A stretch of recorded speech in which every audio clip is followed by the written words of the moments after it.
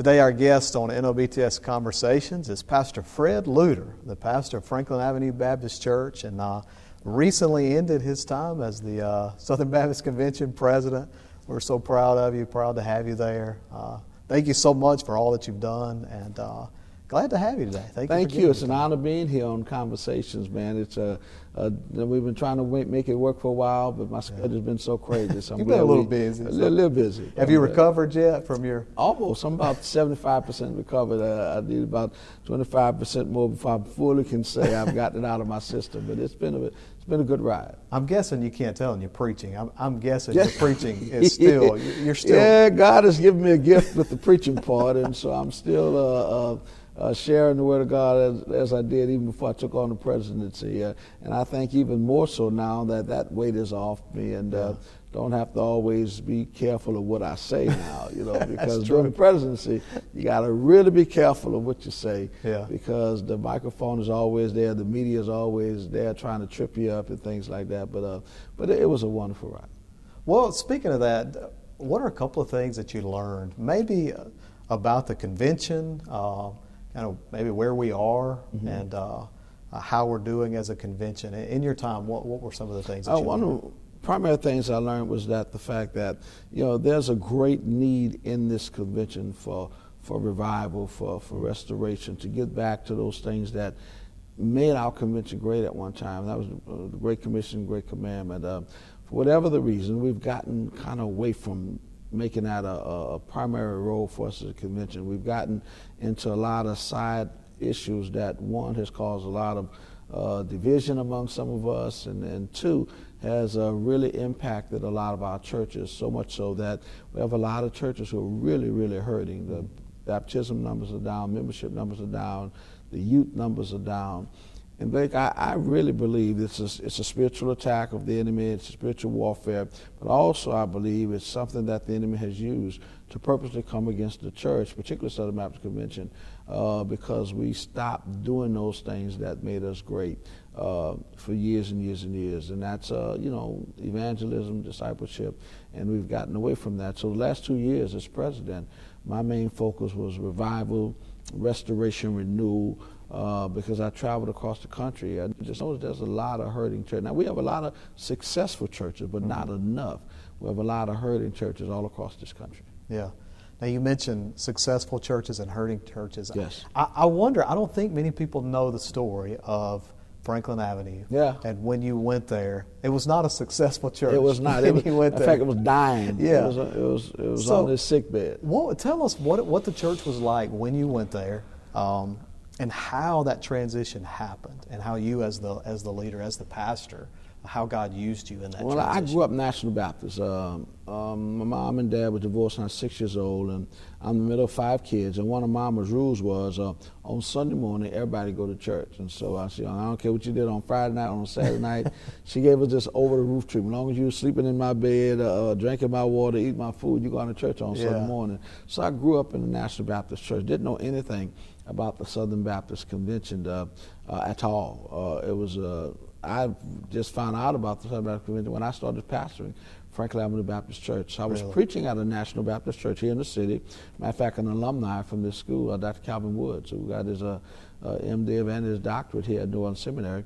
I was preaching for him at his church, Greater Liberty Baptist Church, and somebody there told me, this was back in 1986, somebody there, after hearing me preach, said, Franklin Avenue is looking for a pastor. Are you interested? And I said, wait a minute. I said, that's that white church over there on Franklin Avenue. I said, black folk don't go there. And they said, no, there's been a transition in the neighborhood. And that's when I found out that in the late 1970s, there was a white flight for the neighborhoods. Whites moved out, blacks moved in. So since 1980, Franklin Avenue has been a predominantly black church. All the previous pastors were students here at New Orleans Seminary. Matter of fact, I was preaching in Pensacola, Florida, about a week ago, and one of the pastors there gave me a handbook to show me the picture of the first African-American pastor, a guy by the name of Bill Weathers, man. I'd never seen this picture. I'd read about and heard about him, but he was a classmate of his. And he said, that's the guy.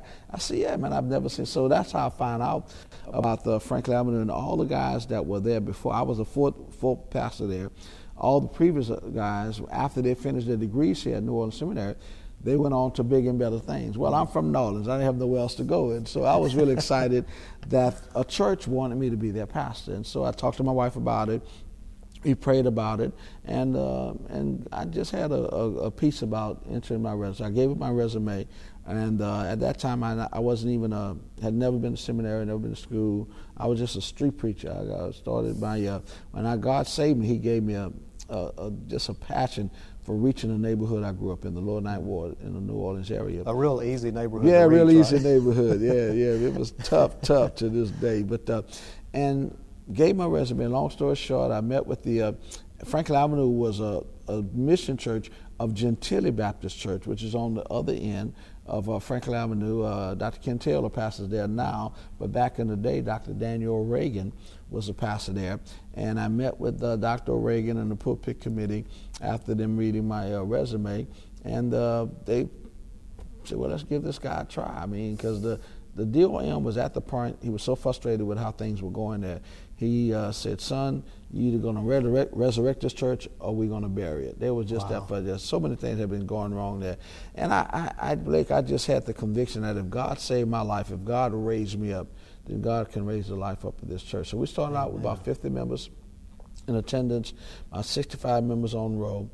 And by the grace of God, by our third year, we became an autonomous church.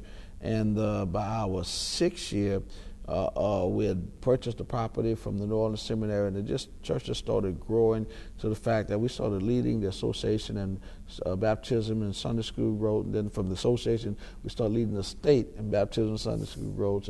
And God just really, really, really blessed to the point that pre-Katrina, we were the largest Southern Baptist church in the entire state of Louisiana from this small mission church. It's an amazing story, and I pinch myself literally every time I think about where we came from 50 members to, again, leading the state. It was just literally the grace of God, the hand of God, and I just think being in the right place at the right time. What would you say that, thinking strategically, what are a few things that you implemented there that you look back on and say that was one of the keys that God used to raise two things. Basically, number one was I had an emphasis on reaching men. Franklin Avenue was in all black neighborhood, and we just couldn't get the men to come to our church. We had two men in the congregation. Both of them were older gentlemen when I first got there. And I told the congregation, I said, if this church is going to grow, we've got to reach some men, because I had a conviction that if you save the man will save his family. Yeah. And so I made that a priority of reaching men. And by God's grace, because that was a passion and made it a priority. And I told the ladies every Sunday from the pulpit, I said, ladies, listen, I'm not putting down women. God knows if women would leave our churches, 98% of them would have to close down. Yeah.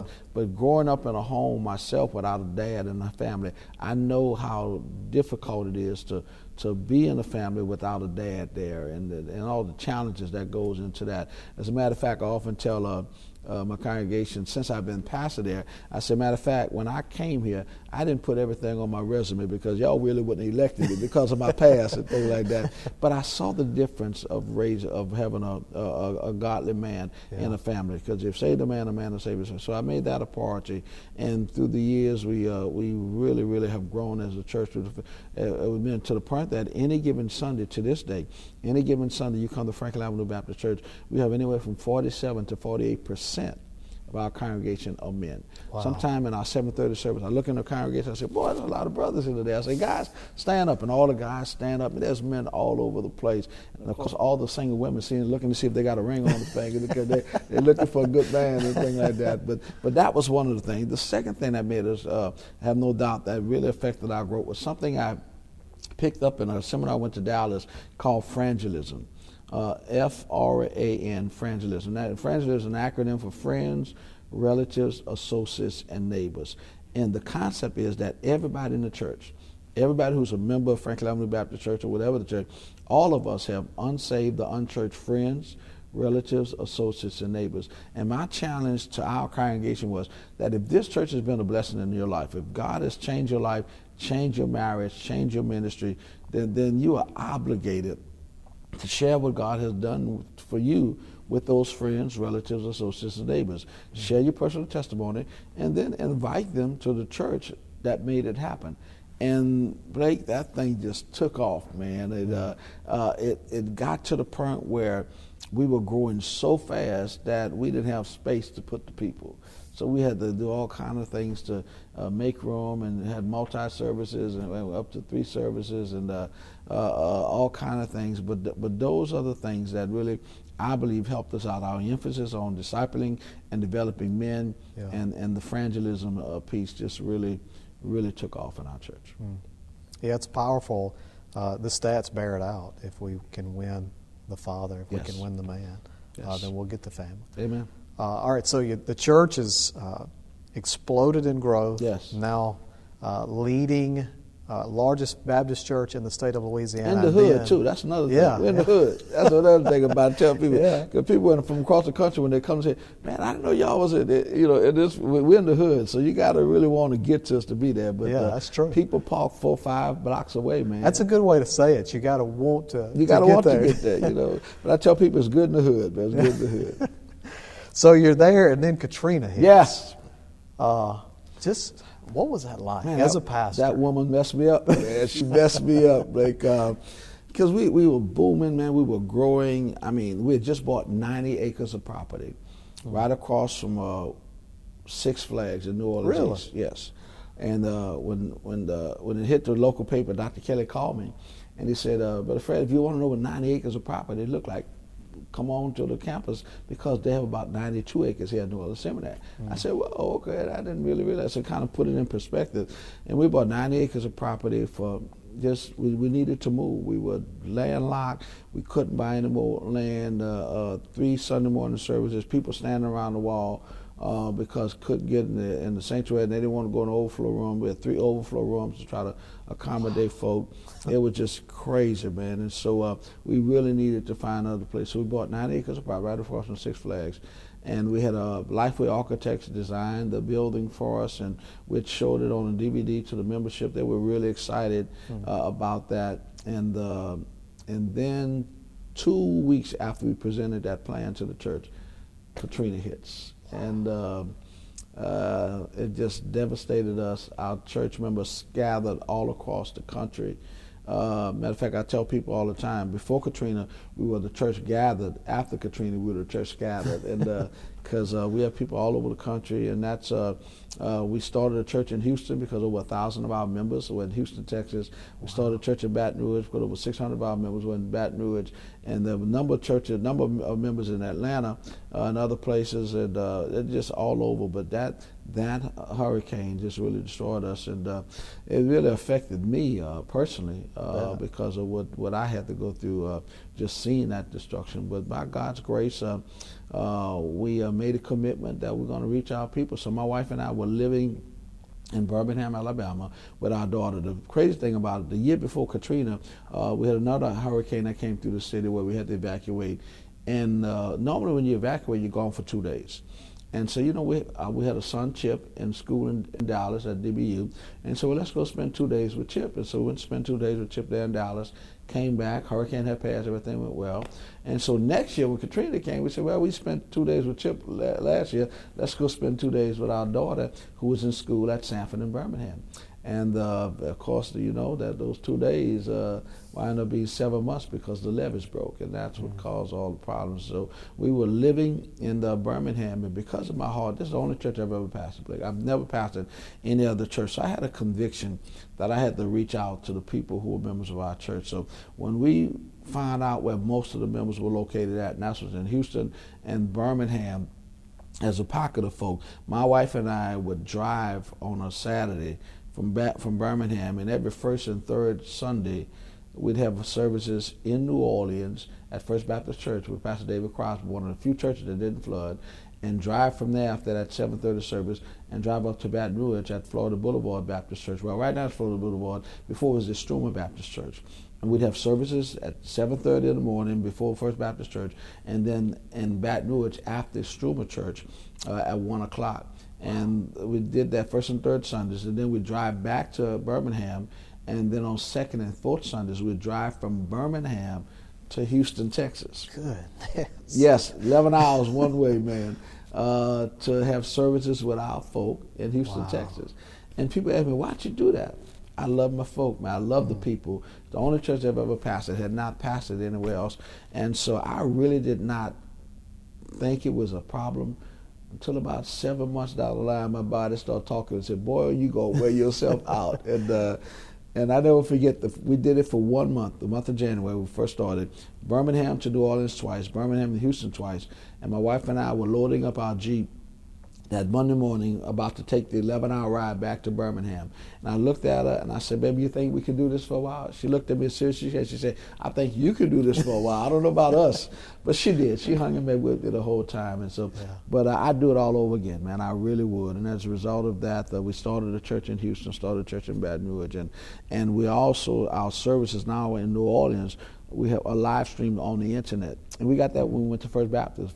First Baptist on the internet. And when we brought it to, when we finally got back in our church, we went on live streaming on the internet because we're people all across the country, and they still can be a part of the services at Franklin Avenue Baptist Church. Yeah, that's incredible. It is.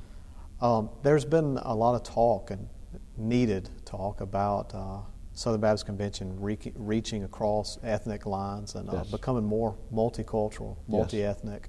How do we do that in a better way, in a more effective way? I think it's a great need. I think, and I don't underestimate the fact that one of the reasons that I was elected as president of the Southern Baptist Convention, because there's so many of us in the convention see that as a need. We need to cross these racial lines. We got all type of ethnic groups in the convention. We have African Americans, we have Asians, we have Hispanics, we have Native Americans, and so we've got to, as a convention, open up our doors to every ethnic group. In this convention, that's one of the things I'm very proud of this convention. Back in 1996, they passed a resolution at the convention in Atlanta apologizing for slavery, apologizing for the fact that our convention started as a result of slavery, and letting our African-American pastors and churches know that you're welcome to be a part of our convention. Then in 2011, our executive committee passed a resolution saying that all ethnic groups are welcome in the Southern Baptist Convention. And so our convention has, through the years, been proactive in saying that this is something we want to do. When I was elected as president, I think they said, listen, we've been talking about this thing for a while, but talk is cheap. Yeah.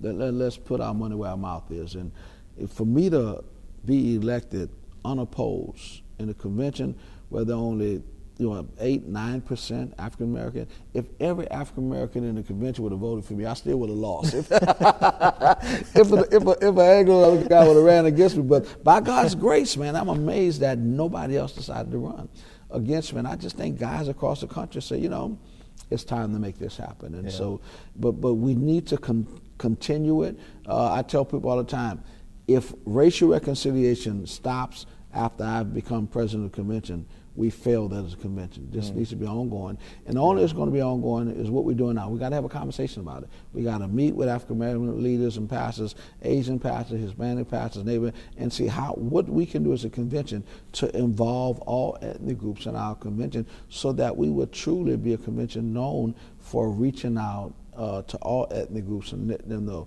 that you're welcome in the Southern Baptist Convention. But it starts with a conversation. Yeah. And you see it certainly advancing right now, right? I see it happening. As I look back over my term the last 2 years, we've had some major advances across the convention, even with some leadership roles where you now have the first African-American vice president at Lifeway, African-American vice president at NAM with Kevin Ezel there. And across the country, we have more African-American churches and Hispanic churches and Asian churches being involved. And even this past year in Baltimore, after my term was over, there was a nomination for SBC president of a Korean pastor. Yeah. And he almost won, man. That's the thing about it. So it's just amazing. So I see that as signs, and good signs, that this convention is serious about involving other ethnic groups. Yeah. Yeah, and I was there when you were elected. It was an incredible moment. Day. Incredible. So you saw me cry, huh? I did. And you weren't the only one in there crying. Yeah, there's a lot of people crying about that. I think a lot of people really excited to see that happen. It was a big moment. It was. Well, thank you for being here. Thank you so much for your service Thank to you, God, for your service at Franklin Avenue. You people love you. They do, They man. love you. They We do. love you here at New Orleans. I got one question, though. I'll that? get you out on this one. All right. Who's a better preacher, you or your son, Chip? Oh, me, no doubt about it. Yeah, remember, he's a chip off the old block. There we go. Okay. But he's a good preacher in his own right. Matter of fact, next month we're going to be doing something we've never done. We've been invited by a church to do a father-son preaching engagement. It's going to be competitive. Yeah, it's going to be here. And then next year, another church, I think in Alabama, had invited us to do a father-son thing. So it's the first time we've ever done that. But hands down, I'm the better preacher.